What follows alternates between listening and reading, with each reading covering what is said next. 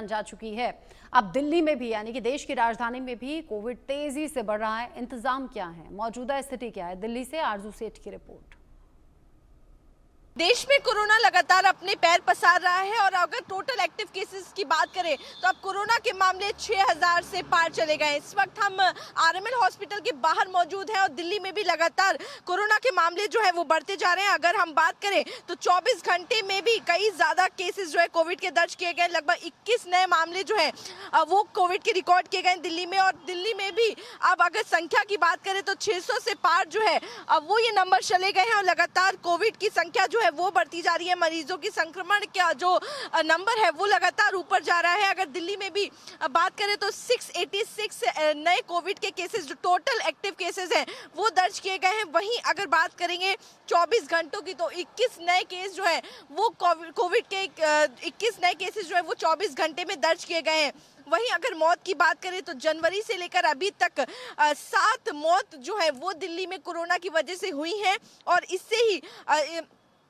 इससे ये अंदाजा लगाया जा सकता है कि पिछले कुछ हफ्तों से लगातार कोरोना के मामले जो है वो बढ़ रहे हैं और साथ ही ये जो डेथ्स के मामले हैं वो भी रिसेंट डेज में ही देखने को मिल रहे हैं। जिस तरीके से कोरोना अपने पैर पसार रहा है, ये जो न्यू वेरिएंट है ओमिक्रॉन का सब वेरिएंट, इसका असर जो है देखने को मिल रहा है और इसकी वजह से ये स्पाइक जो है वो देखने को मिल रहा है। फिलहाल डॉक्टर्स एक्सपर्ट्स का ये कहना है कि कोई भी चिंता की बात नहीं है, कोई टेंशन लेने की बात नहीं है, बल्कि जो प्रिकॉशंस हैं वो ज़रूरी हो जाते हैं ऐसे में, क्योंकि ये चौथी वेव है। पहले ही अगर बात करें तो लोग जो है भारत के वो 3 वेव पार कर चुके हैं, वैक्सीनेटेड हैं, तो ऐसे में चिंता करने की कोई बात नहीं है। लेकिन तैयारी जो है वो लेनी चाहिए, प्रिकॉशंस जो है वो लेने चाहिए, मास्क लगाना है, हाइजीन को प्रॉपर मेंटेन करना है और इम्यूनिटी को स्ट्रॉन्ग करना है।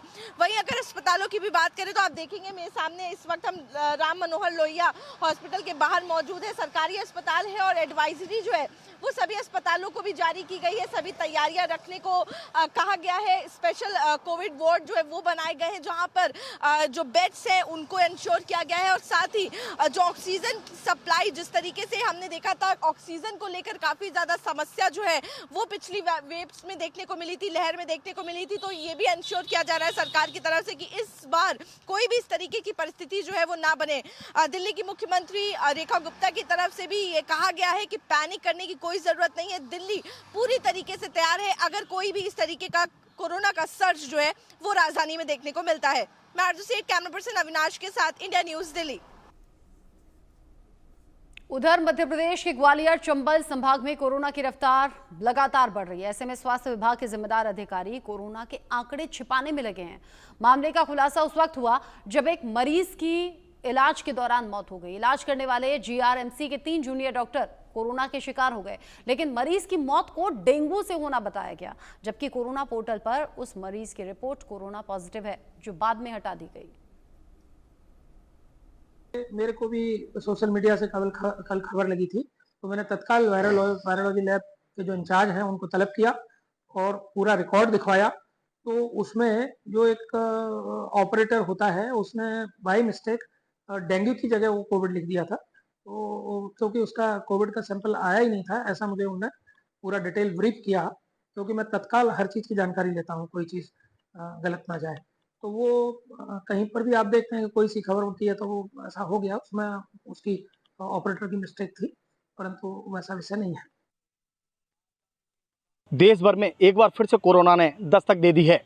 बात मध्य प्रदेश की जाए तो हर दिन कोरोना के नए मामले सामने आ रहे हैं, लेकिन ऐसे में कोरोना का जो आंकड़ा है उसको छुपाने का भी प्रयास किया जा रहा है। इस मामले का खुलासा ग्वालियर के गरा राजा मेडिकल कॉलेज समूह के जयरोग अस्पताल में देखने को मिला है।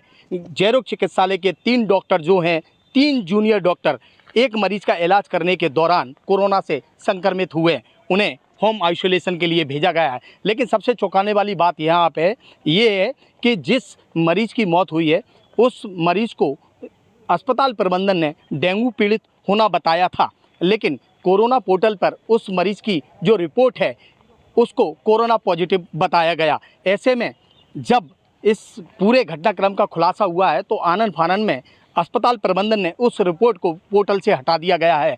लेकिन सवाल यहाँ पर ये होता है कि आखिर वो 3 जो डॉक्टर हैं जिस मरीज का इलाज करते हुए संक्रमित हुए थे, वो और अन्य उन डॉक्टरों ने जो अन्य और मरीज हैं जिनका इलाज किया था उनके अब तक सैंपल नहीं लिए गए हैं। तो सबसे बड़ा सवाल ये है कि जिस तरह से अस्पताल प्रबंधन अपनी कमियों को छुपाने के लिए बार बार कह रहा है कि जिस मरीज की मौत हुई है वो मरीज डेंगू पीड़ित था, लेकिन कोरोना पोर्टल पे उसकी जो रिपोर्ट डाली गई है उस पर साफ स्पष्ट रूप से दिखाई दे रहा है कि वो मरीज कोरोना पॉजिटिव था।